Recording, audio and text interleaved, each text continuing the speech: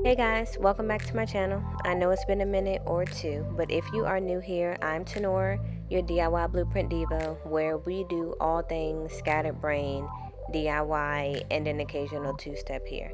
But I'm finally back and ready to show you guys how all 5 foot nothing of me renovated my kitchen back in 2021. If you follow me on Instagram, you've probably seen me post on it just a little bit, like here and there, but I never like fully edited all these videos. So without any further delay, let's just get into it.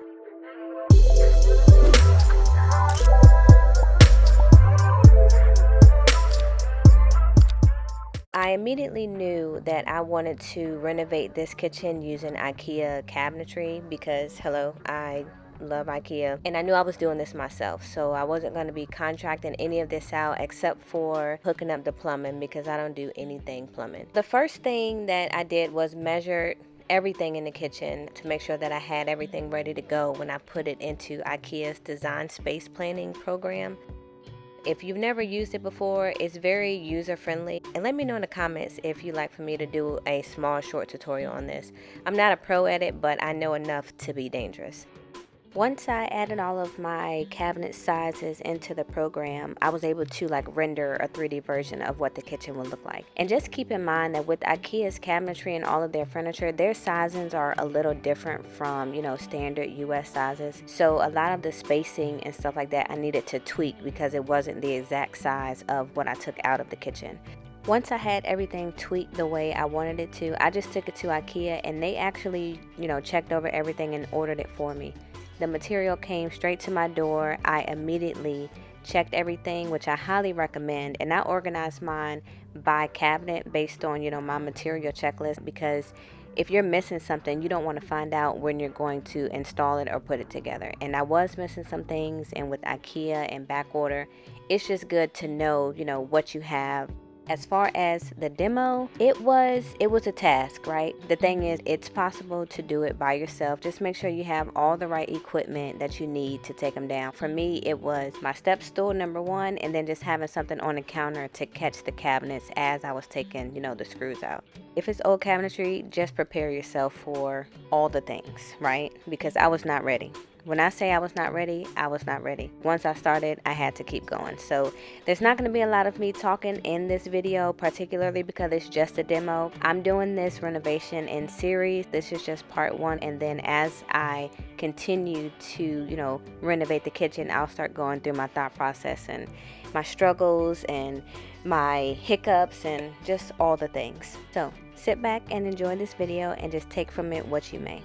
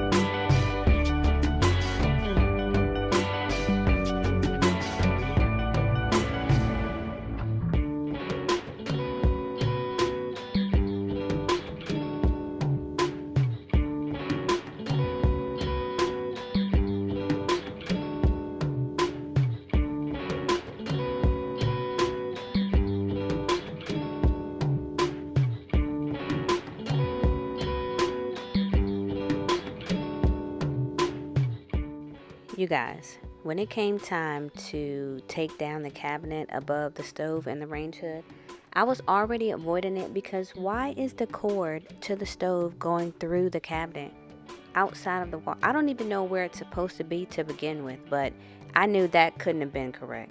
So I got over that. I already had the heebie-jeebies thinking about the pipe mass that's going into the stove. Anything that goes outside and has like a way that stuff could get inside it, critters, whatever. I'm just already over it. So I timed myself because I had to go somewhere and I knew I wanted to get this done. But once I took this hood off of the wall, do you see that? Like the way the wires were hanging out, the hole in the wall. I knew I was probably in for at that point. The fact that I even got through this kitchen knowing that I had to fix that is a miracle. But just know that the obstacles are going to come, some things that you don't expect. I let a lot of stuff hold me up in the process, but I'm just glad that I was able to get through it. I watched a lot of YouTube videos during this renovation because 90% of it I'd never done before.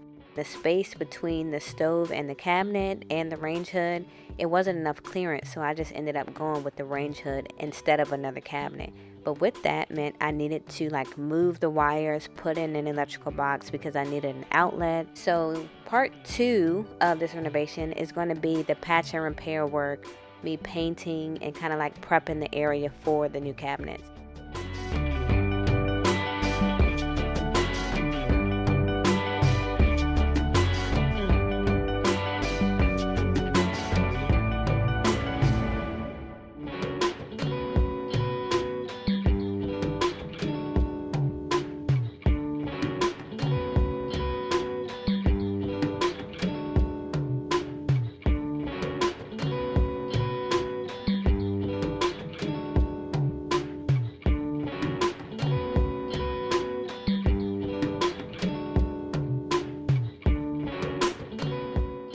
Hopefully you got something from this video, and stay tuned for part 2, which is the patch and repair work for this renovation. And I'll see you then. Thanks for watching, guys.